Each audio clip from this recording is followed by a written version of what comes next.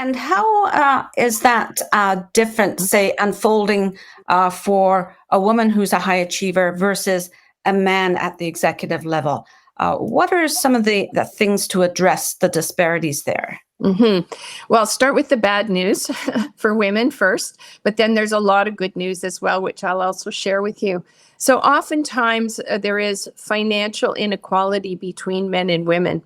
Sometimes even executive women aren't paid the way that men are. So, they maybe haven't had the opportunity to build that financial base that they need to have in retirement.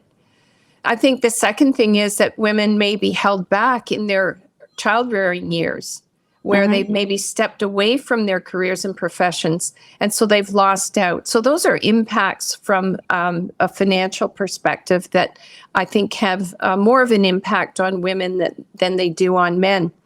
I Hmm. think the other thing is that we have sometimes women have a different mindset about this. And one of the, I'd say, negative mindsets is aging. I'm old. And somehow when we have gray hair or we're, a few wrinkles, that we're perceived as kind of over the hill. And we have to change that mindset because men don't struggle with that. A man with gray hair looks distinguished, right? Hmm. So that's another factor that I think works against women.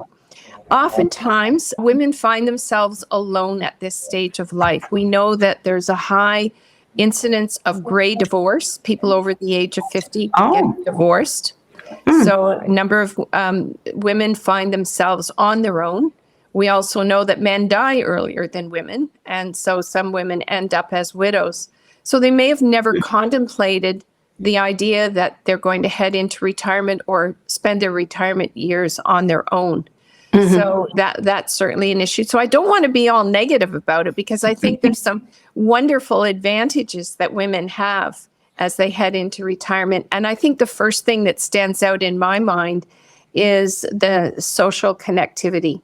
We tend to be, as women, more socially connected, have a wider group of friends, and often our friends are not just our work colleagues. Hmm. Whereas for many men, I think their friends are their buddies that they golf with or they work with and so on. It's a more limited, let's say, cohort of social connection that men have than women have.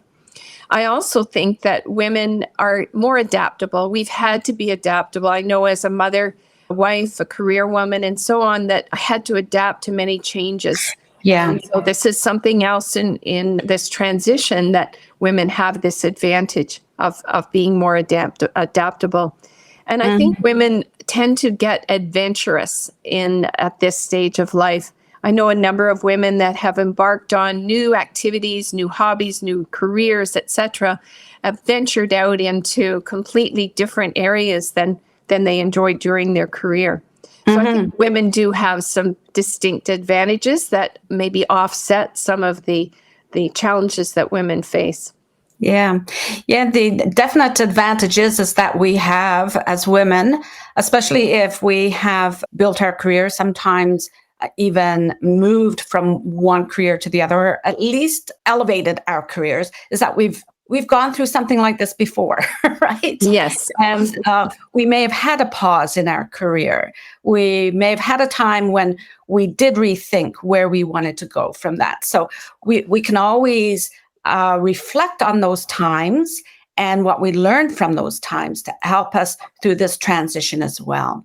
Mhm. Um, I'd like to speak a little bit more about the status because, yes, definitely. Just on LinkedIn, you go on LinkedIn, you've got a profile there that's got a very impressive status. And I'm talking about all women who will be watching this. They have an impressive title, even if they've given the title themselves. And now they have to rework that in some way so that they still get the source of satisfaction that they get from status.